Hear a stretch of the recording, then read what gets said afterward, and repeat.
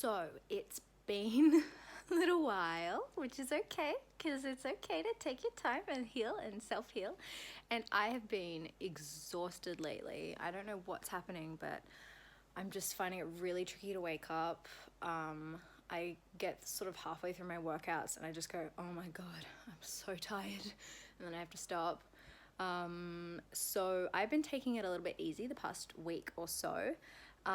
But yesterday I caught up with my mum again at our favorite cafe together, and we had some really interesting conversations about creativity and the soul and how sort of essentially tricky it is being a creative person and aiming to have a livelihood off your creativity, because it's not as though you can go to work every day, get told what to do, they come home and leave your work at the office. Like our creativity is part of our lives. It's sort of, there's a very fine balance between creating for yourself and creating because you have to, pay the bills and things. So it can get a little bit tricky sometimes, and I often feel quite stuck between, oh, I really want to paint, but am I painting for myself or am I painting because I need to get a job? Or I don't know, it gets very confusing sometimes. So we were just having some really interesting conversations, and I woke up this morning,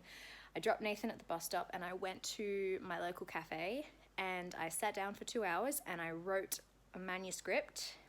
It's the second draft that I've done for the picture book so far, but it's my favorite thus far. It's the best, I think, in terms of sort of plot and progression and resolution. I was trying to sort of incorporate a whole bunch of different characters into the story, and it just felt so complicated. So it's just going to be sort of two characters, the main character and her mum, or her dad, I guess. No, probably her mum. So it feels more natural this way, and I'm really proud because I reread it and it doesn't sound half bad. So obviously, it's a journey, and there are a couple of little things that I could be doing to improve it, but I'm really, really happy with what I've got so far. I really struggle sometimes to find my creativity. Like I haven't just sat down and painted in a really long time. I haven't just sat down and sketched for myself in a really long time. And if you are a creative person and you do have that discipline where you can sit down every day or every few days and just be creative, that is incredible. How do you do it? I have so much time on my hands. I really only work on the weekend. And I think back and I don't even know what I managed to do with my time. Like I'll make appointments and, hang out with friends, and I try to stay busy, but I don't think it's the right kind of busy. So I think I need to set aside one day, and I'm going to call it my artist day, because that's what this book that I'm reading, The Artist Way, recommends you do. Is just you give yourself one day a week when no one can interrupt it. It's sort of, you can't compromise on it. That's the day you've said, that's the day you're going to work. If someone asks you to do something, you say, no, I'm doing my artist day. So that's what I'm going to do. And I'm going to force myself to do it, even if I'm not in the mood, because it's one of those situations. Once you start, you're really going to enjoy it. Do you notice a lot of people do that? They go kind of, so,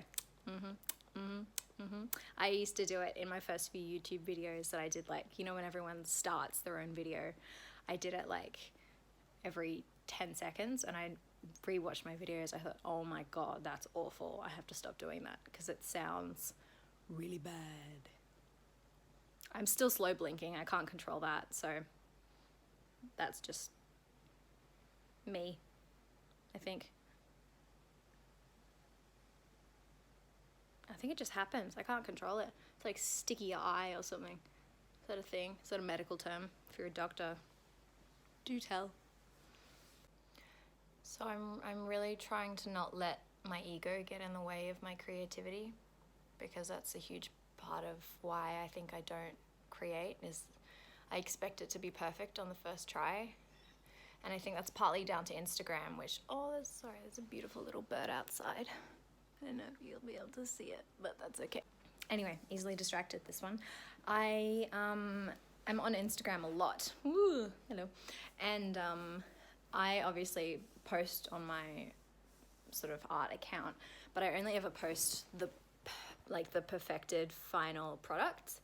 And I know, you know, a lot of people do that, but I think if I can create Instagram as like a platform to just experiment with my creativity as opposed to showcase my best work, because I think that way I'll sort of come to feel like any work I do is good work because it's work. So I'm gonna, I think today, set up, that's our little dining table. The place is a bit messy at the moment. I'm gonna set up on the dining table and I'm gonna do some work. I'm gonna just paint. And it doesn't matter what I paint. It's whatever I feel like painting, it'll come to me. So here we go.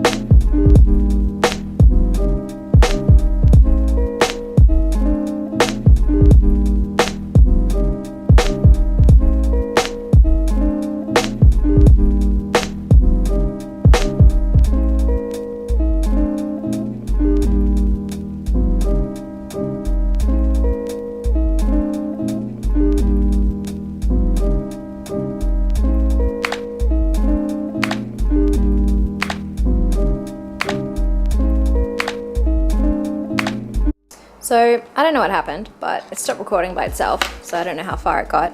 But I did some really loose style watercoloring, which I find sort of easier to do, and I sort of default to it just because it's like if you mess up, like it's sort of less obvious. So that sort of rushed style is a bit more forgiving. And I was just doing a little experiment with these bees here. They sort of worked out. I don't really know what they're doing, but they're just chilling. Did a little flower, had some fun with some spots. I was trying to incorporate what I learnt in an art class that I did. And they said, you know, sort of in terms of color theory, if you use the total opposite color, it's generally a good indication of shading and shadow and stuff. So, sorry. Cooler tones on warmer tones, like a green or a blue on a red or a yellow to indicate shade. So I just sort of tried it under this little guy. Yeah, I'm just having fun.